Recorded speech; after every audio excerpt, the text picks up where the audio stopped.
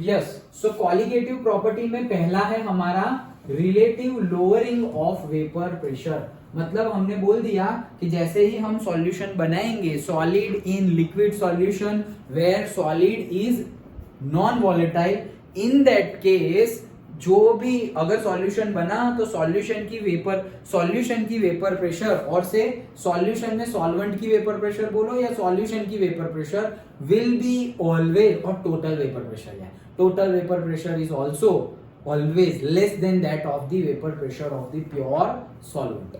वो कम होती है, ये तो हमें पता ही है। कितना कम होती है उसके लिए अभी हम फॉर्मूला डिराइव करते हैं। तो देखो, we have learned that the vapor pressure of a solvent in solution is less than that of the pure solvent. yes, तो वेपर प्रेशर जो सॉल्वेंट का होगा सॉल्यूशन के अंदर वो मतलब कि P1 और 2 नाम देना हो तो 2, ओके, और 1 नाम देना हो तो 1।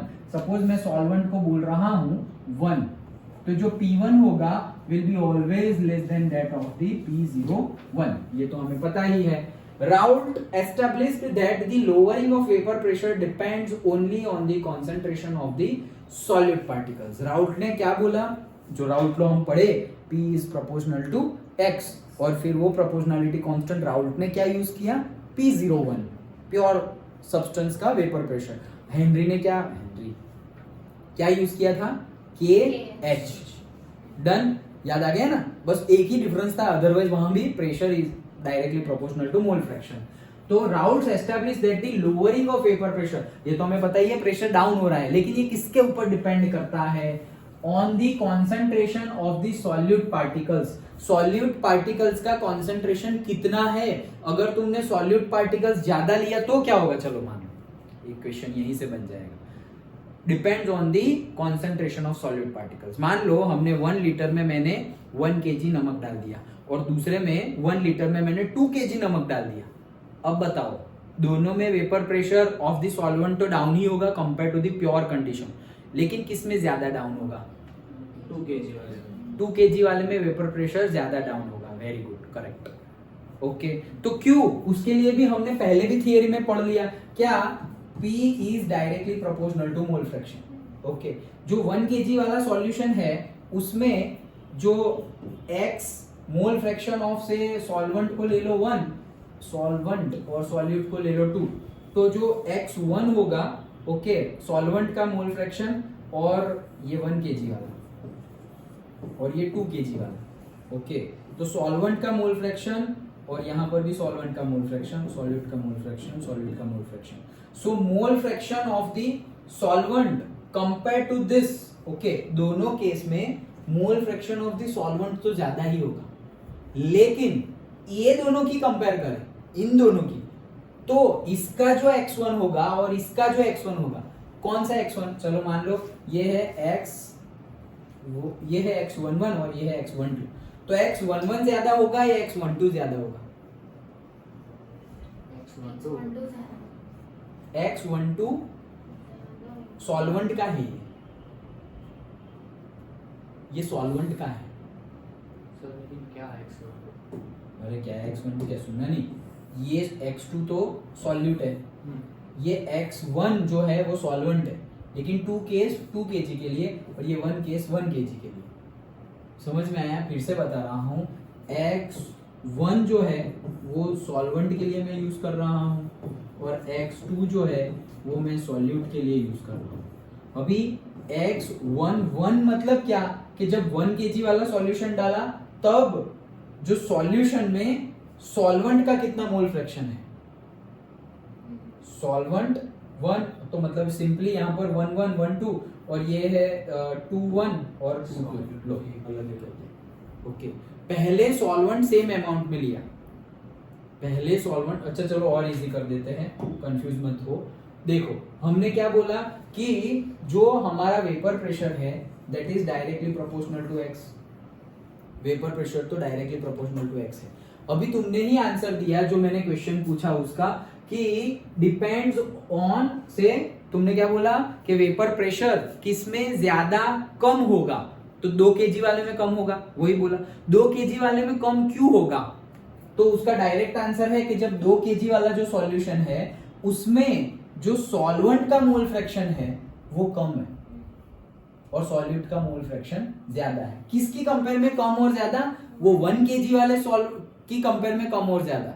अगर उन दोनों की बात करें, x1 और x2 की बात करें, उसके केस में कम ज्यादा की बात नहीं कर रहे, वो तो हमेशा ही सॉल्वेंट ही ज्यादा होगा। अगर सॉल्वेंट को तुम 1 ले रहे हो तो 1 kg वाले में भी x1 ग्रेटर देन x2 और 2 kg वाले में भी x1 ग्रेटर देन x2 होगा।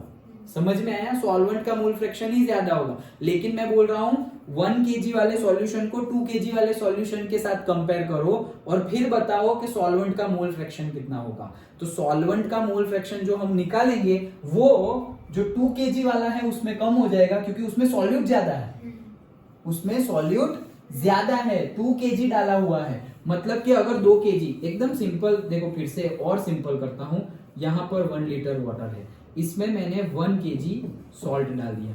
1 kg सॉल्ट डाला तो वो 1 kg सॉल्ट, सपोज ये है 1 kg सॉल्ट, तो ये 1 kg सॉल्ट के आसपास ये वाटर के पार्टिकल्स आके चिपक गए। डन। तो यहाँ पर वाटर के 1 लीटर में टोटल 100 पार्टिकल्स थे, 100 में से 5 तो गए, तो 95 ही ऊपर जाएंगे। 95 की ही वेपर बनेगी। कितने की वेपर बनी यहाँ पर? 95 की वेपर बनी। क्यों? क्योंकि 100 थे, उसमें से 5 पार्टिकल कहाँ यूज हो गए? वो 1 kg सॉल्यूट डाला ना, उसको सॉल्यूबल करने में चले गए वो। अच्छा, अब दूसरा केस, तो दूसरे केस में भी 100 पार्टिकल्स तो है ही मेरे पास, किसके? सॉल्वेंट के। इसमें मैं 2 kg डाल रहा हूं, मतलब ये जो 1 kg था ना, वैसे 2 kg डाल रहा हूं। तो यहाँ पर कितने? और यहाँ पर भी 5 गए, 1 2 3 4 और 5, और यहाँ पर भी 5 गए, 1 2 3 4 5। तो अभी इसमें से 10 चले गए, तो ऊपर कितने की बनी? तो जो वेपर प्रेशर बनी, वो जो तुमने बोला वही आंसर आया ना। क्या? x2 जहां 2 kg डाला तब वेपर प्रेशर ज्यादा डाउन हो गए। क्यों? क्योंकि वो वेपर प्रेशर कितने पार्टिकल्स की वजह से है? लेस नंबर ऑफ पार्टिकल्स की वजह से। ये लेस नंबर ऑफ पार्टिकल्स कैसे हो गए वहां पर? क्योंकि वहां पे मोल फ्रैक्शन ऑफ सॉल्यूट ज्यादा है, 2 kg है और यहाँ पर 1 kg है। आया समझ में? ओम, समझ में आ रहा है ना? हाँ, कुछ भी समझ में ना आए तो पूछना, नहीं तो फिर एक ऐसा हुआ तो आगे फिर ऐसा ही होता रहेगा। ओके, चलो। सो वही चीज बता रहे हैं, on the concentration of the solute particles and it is, देखो एक एक वर्ड पे हम डिस्कस कर रहे हैं, and it is independent of their identity. Identity कुछ भी डालो, तुम NaCl डाला, अभी उसकी जगह तुम BaCl2 डाल दो तो भी यही फंडा लगेगा। ओके, द इक्वेशन गिवन, मतलब जो भी अब वो हमने डिस्कस किया, वो establishes a relationship between the vapor pressure of the solution, mole fraction and vapor pressure of the solvent. Okay, तो पहले हमने जो डिस्कस किया था वो अभी फिर से हम डिस्कस करते हैं। देखो, P1 is proportional to x1, routes law, ये सब क्लीन कर दे रहा हूं। देखो अभी ध्यान से, P1 is proportional to x1, routes law के अकॉर्डिंगली, तो P1 is equals to P01 x1 according to Raoult's law। लिख लो, the reduction in the vapor pressure of the solvent delta P1 is given as, directly ऐसे लिखा है क्या कि reduction होगा, P1 में रिडक्शन होगा, तो रिडक्शन मतलब जो vapour pressure of the solvent है उसमें रिडक्शन होगा, तो उसके रिडक्शन को मैंने क्या नाम दे दिया? Delta P1। ये डेल्टा P1 होगा कैसे? मतलब जो मैक्सिमम है उसमें से जो कम हो रहा है वो माइनस कर दो, तो मैक्सिमम तो P01 है और जो कम हुआ वो क्या है? P1। दोनों को माइनस कर दिया, तो देखो यहाँ पे ये स्टेप इतना समझ में आया? मुझे चेंज निकालना है अभी उसको, तो हम क्या बोल रहे हैं? डेल्टा P1 बोलो या सिंपली डेल्टा P बोलो, तो कैसे मिलेगा? जो ज्यादा है उसमें से कम माइनस कर दो। ज्यादा क्या है? प्योर कंडीशन में जो होगा वो ज्यादा होगा, तो प्योर कंडीशन में P01 और सॉल्यूशन बनने के बाद P1, यही है हमारा फॉर्मूला। तो वही बनेगा, delta P is equals to this. Now P01 तो ऐसा ही है, लेकिन जो P1 है वो क्या बन गया? P01 x1। कैसे? यहां से, ये तो पता ही है, हमें फॉर्मूला यूज किया, हमने P1 की वैल्यू सिर्फ पुट की है। P1 की वैल्यू पुट की, तो ये जो P01 है, क्लीन कर रहा हूं, ये जो P01 है ये कॉमन निकल गया, तो अंदर क्या बचा? 1 माइनस x1। डन। ये पूछा जाता है ना डेरिवेशन, तो अच्छे से 1 minus x1, knowing that x2 is equal to 1 minus x1, ये तो पता ही है ना क्या? x1 plus x2 is equal to क्या होता है? 1, तो x2 क्या होगा? 1 माइनस x1। ओके, इक्वेशन क्या बन जाएगा? अभी x1 की जगह तुम वापस वही चीज डाल दो, तो डेल्टा P1 क्या हो जाएगा? P01 तो है ही, 1 माइनस x1 की जगह, ये पूरा 1 माइनस x1 की जगह हम क्या पुट कर सकते हैं? x2। डन। तो आ गया हमारा delta P1 is equal to x2 P01 in a solution containing several non volatile solutes the lowering of the vapour pressure depend on the sum of the mole fraction of the different solutes. यहाँ पे हम तो binary की ही बात करते हैं, लेकिन यहाँ पर एक जनरल सेंटेंस गिवन है क्या कि अगर बहुत ज्यादा सॉल्यूट हो, हम तो एक ही सॉल्यूट डाल रहे हैं और एक ही सॉल्वेंट होगा, लेकिन अगर बहुत ज्यादा सॉल्यूट डाल रहे हैं तो क्या होगा, तो भी वेपर प्रेशर तो डाउन ही होगा, लेकिन on the sum of the mole fraction of the different solute वो डिपेंड करता है। यहां पर या अगर दो ही चीज ली हुई है, x1 सॉल्वेंट है और x2 सॉल्यूट है, तो सिर्फ और सिर्फ किसके ऊपर डिपेंड करता है, एक ही बंदे एक ही सॉल्यूट का मोल फ्रैक्शन के ऊपर। दो लिए हुए होंगे तो फिर वो दोनों के मोल फ्रैक्शन के ऊपर, तो जितने लिए हुए हो उतने सम कर दो, उसके मोल फ्रैक्शन के ऊपर डिपेंड करता है। तो वो तो दिख ही तो रहा है। डन, पक्का। चलो सो अब इक्वेशन फिर से लिखते हैं। तो देखो इक्वेशन कैसे लिखा हुआ है, डेल्टा P1 ये नीचे चला गया, P01 नीचे चला गया। डन, समझ में आया? देखो एक भी स्टेप समझ में ना आया तो पूछ लेना। अब ये डेल्टा P1 है, उसको हम कैसे लिखते थे, ये रहा P01 माइनस P1। ये क्या है, चेंज। वो चेंज को कैसे लिखते थे, जो ज्यादा है उसमें से कम माइनस कर दो। तो प्योर कंडीशन में ज्यादा है तो P01 ज्यादा है और P1 कम है, divided by P01 that is equals to x2, that is equals to x2। सिर्फ इसको अलग वे में लिखा हुआ है, बाकी सब कुछ सेम। ये पता चल गया, पक्का? ओके, चलो आगे बढ़ते हैं। हाँ, so x2, the expressions on the left hand side of the equation as mentioned earlier is called relative lowering of vapor pressure and is equals to the mole fraction of the solute। यही expression, इसको ही बोलते हैं relative lowering. क्यों lowering बोला, अरे बड़े में से कम माइनस हो गया ना, जो P01 ज्यादा था तो P01 ज्यादा है और P1 कम है तो लोअर ही तो हुआ। अगर P01 से P1 ज्यादा होता तो वो इंक्रीज होता, लेकिन ये लोअर हो रहा है। हाँ बोलो। चलो P1 और सब कुछ P1 का लेकर तो निकल जाएगा x2। हाँ, क्योंकि हमने 1 माइनस x1 की जगह x2 पुट किया ना, नहीं तो यही है 1 माइनस x1 ही है। वो x2 क्यों आया, 1 माइनस x1 की वैल्यू पुट किया, अदरवाइज तो x1 ही था। देखो ये तो सिंपलिसिटी के लिए हमने 1 माइनस x1 को x2 लिख दिया, अदरवाइज तुम x1 यही लिख दो वापस x2 की जगह 1 माइनस x1 तो भी चलेगा। Done, okay. हाँ, सो यही है रिलेटिव लोअरिंग। अब ये रिलेटिव लोअरिंग हो रहा है वो तो समझ में आ गया, रिलेटिव क्यों बोल रहा है। देखो ये डेल्टा P तो है, लेकिन delta P with respect to P01 उसकी कंपेयर में लो हो रहा है। P01 सपोज 1 बार है, उसकी कंपेयर में वो हो जा रहा है 0.8 बार। ओके, तो डेल्टा P कितना आया, 1 बार माइनस 0.8 बार, मतलब 0.2 बार लोअर हुआ। लेकिन ये 0.2 बार किसकी रिस्पेक्ट में लोअर हुआ, 1 बार के रिस्पेक्ट में। दैट्स व्हाई P01 नीचे है, दैट्स व्हाई लिखा हुआ है relative lowering of vapour pressure and that is equals to x2 आया। x2 क्या है, mole fraction of the solute, so mole fraction of the solute. हाँ बोलो। सर अगर हमें सारे P01 और P1 की वैल्यूज दी हो तो उससे हम वो निकाल सकते हैं जीटा1 जीटा x1। हाँ निकाल सकते हैं x1 माइनस कर देंगे।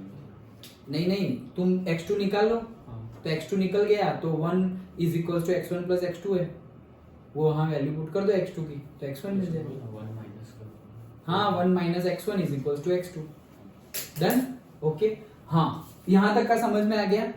ओके, आगे क्या है देखो, अभी आगे इसी को थोड़ा प्योर मैथमेटिकल स्टेप्स है, सिंपल। ओके, अदरवाइज सेम जो पता है उससे ही आगे बढ़ते जा रहा है, थोड़ा कम डरो यार। हाँ अच्छा चलो, सो यहां पर क्या था, P01 minus P1 upon P01 is equal to क्या था, x2। What is x2, mole fraction of the solute. Mole fraction की definition, number of moles of that component divided by the total component, total moles of the total component। हाँ, so number of moles of that component मतलब N2 divided by the moles of the all the components, तो N1 plus N2। इसकी definition यहाँ पर put कर दी। Done, okay. Now here N1 and N2 are, N1 N2 क्या है, moles है। अच्छा, N1 and N2 are the number of moles of solvent and solute respectively present in the solution। Dilute solution के लिए, dilute मतलब solvent ज्यादा होगा या सॉल्यूट ज्यादा होगा, इक्वल। डाइल्यूट सॉल्वेंट बहुत ज्यादा होगा। ओके, तो बहुत ज्यादा, ये तो स्टार्टिंग चैप्टर में हमने डिस्कस कर लिया। तो सॉल्वेंट जब बहुत ज्यादा हो, देखो होगा तो दोनों केस में सॉल्वेंट ही ज्यादा, लेकिन सपोज हम लेमन जूस बना रहे हैं तो उसमें 1 स्पून डाल रहे हैं शुगर और दूसरे में 10 स्पून डाल रहे हैं शुगर, तो 1 स्पून जो शुगर वाला है वो डाइल्यूट माना जाएगा स्वीटनेस के रिस्पेक्ट में, और ये वाला कॉन्सेंट्रेटेड माना जाएगा स्वीटनेस के रिस्पेक्ट में। 10 शुगर का स्वीटनेस आ जाएगा, 10 स्पून शुगर का स्वीटनेस आ जाएगा। Done, okay. सो डाइल्यूट के केस में क्या होगा, सॉल्वेंट बहुत ज्यादा होगा कंपेयर टू दी सॉल्यूट। तो उस केस में अगर सॉल्वेंट लिया हुआ है हमने 1 और सॉल्यूट लिया हुआ है हमने 2, तो 2 अगर बहुत ज्यादा है, बहुत ज्यादा कम है विथ रिस्पेक्ट टू 1, तो फिर वहां से तुम निग्लेक्ट मारो, तो निग्लेक्ट मार दो, हेंस निग्लेक्टिंग दी N2।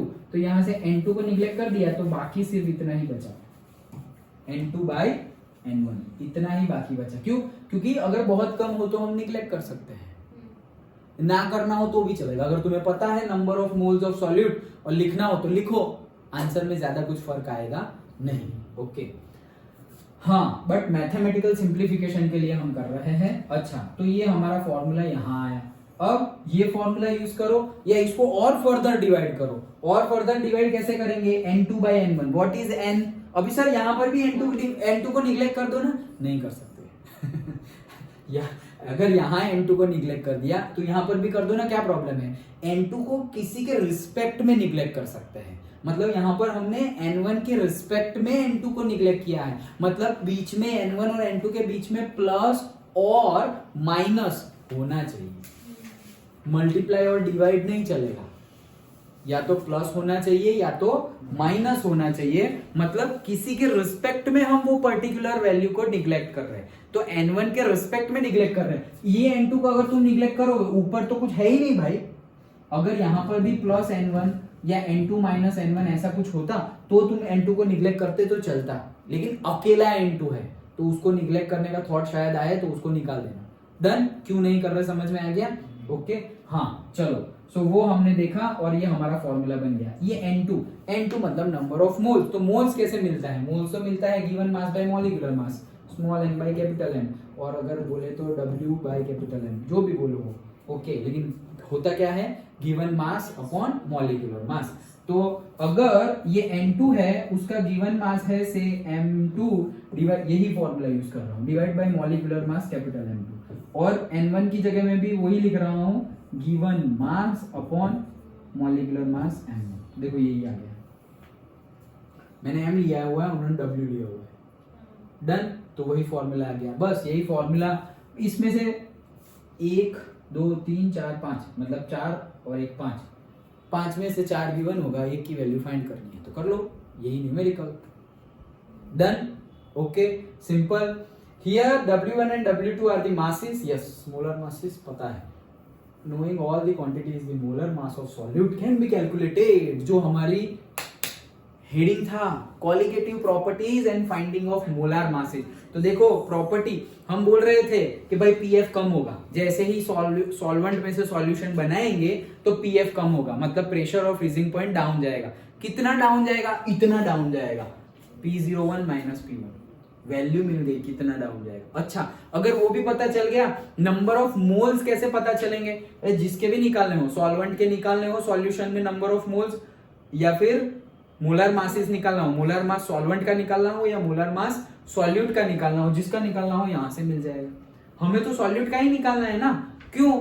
सॉल्यूशन तो हमारे हाथ में है कि कितना लेना है, सॉल्वेंट हमारे हाथ में है कि भाई 1 लीटर मैंने पानी ले लिया, उसमें कितना डाला हुआ है वो नहीं पता ना, हमें पता नहीं है कि वो जो सॉल्यूट डाला वो कितना डाला। तो हमें सॉल्यूट के बारे में कॉन्सेंट्रेशन टर्म जो हमने सारी पढ़ी स्टार्टिंग में टाइप्स ऑफ सॉल्यूशंस के बाद, तो उसमें भी ऊपर जो भी आता था वहां क्या था? सॉल्यूट का ही था सब कुछ। मास बाय मास में mass of solute, mass by volume में भी ऊपर mass of solute, volume by volume में भी ऊपर वॉल्यूम ऑफ सॉल्यूट। सब जगह सॉल्यूट ही आता रहता था और नीचे सब जगह सॉल्यूशन ही आता रहता था। सिर्फ और सिर्फ मोलालिटी के केस में सॉल्वेंट आया था, वो भी नीचे, ऊपर तो वही है mass of solute, sorry number of moles of solute. Done, okay, तो वही चीज है, समझ में आ गया? ये डेरिवेशन पूछ सकते हैं, एक बार क्विकली रिवीजन करते हैं डेरिवेशन का। तो डेरिवेशन स्टार्ट कहां से करना है? वहीं से करना है। कहां से? राउल्ट्स लॉ से, P is proportional to X, वहीं से स्टार्ट करो। और हमें जो जो पता है वो सब लिख लो। हमें पता है Raoult's law, P is proportional to X, उसके अकॉर्डिंगली P सपोज 1, तो P1 is equals to P01 X। फिर हमें ये भी पता है X1 plus X2 is equals to होता है 1। ओके, हमें ये भी पता है कि P टोटल होता है P1 plus P2। Okay, that's it. और हमें वो भी पता है कौन सा? P1 वेपर में बनने के बाद कितना मोल फ्रैक्शन होगा। वेपर का मोल फ्रैक्शन सॉल्यूशन के अंदर वो लिक्विड में है वो नहीं, वो तो X है, लेकिन जो वेपर में है उसको हम Y से डिनोट करते थे, याद हो तो Y ऑफ से 1 इज इक्वल्स टू क्या है? Y ऑफ 1 नहीं, sorry, P of 1 is equals to Y1 PT and P of 2 is equals to Y2 PT। Done. जितना पता है सारा लिख लो। अब स्टार्ट कर दो। क्या स्टार्ट करना है? हम क्या पढ़ रहे हैं, क्या डिराइव करना है? Lowering of vapour pressure. अच्छा, लोअर हो रहा है तो किसमें से कितना हो रहा है? हमारे पास था सर सबसे ज्यादा P01 का, और फिर वो कम हो गया। कितना कम हो गया? P1। डन। यही है हमारा क्या? Delta P। तो डेल्टा P यही लोअरिंग है ना, तो लोअरिंग ऑफ वेपर प्रेशर, तो delta P is equal to P01 minus P। अब इसमें ही हमें चेंज कर देना है, तो देखो delta P is equal to P01 minus P1। अब P1 की वैल्यू डाल दो। कहां से डाले? यहीं से डालो। तो P01 माइनस P1 की वैल्यू डाल दी हमने, P01x that is equal to delta P। Therefore P01 common, तो यहाँ आ गया 1 माइनस ये 1 है, 1 minus x1। Okay, that is equal to delta P।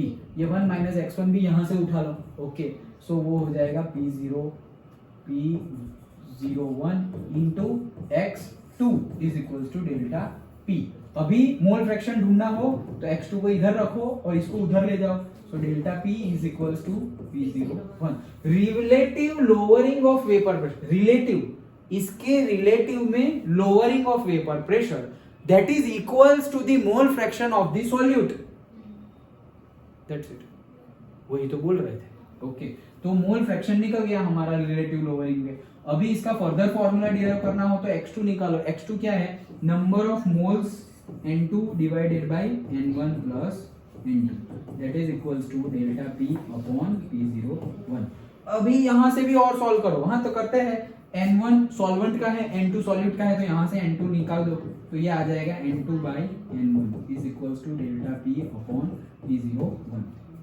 Sir और तो कोई बात नहीं, moles is equals to molar mass by sorry given mass by molar mass. So given mass suppose book में W लिया है, चलो W लिया है ना, W लिया है तो W लेते हैं। चलो given mass W2 divide by molar mass M2 divided by, तो मैं नीचे लिख रहा हूं डिवाइडेड बाय, फिर से given mass W1 molar mass M लिखा है ना, yes M1 that is equals to delta P upon P01। बस यहां तक का डिराइव हमने कर दिया।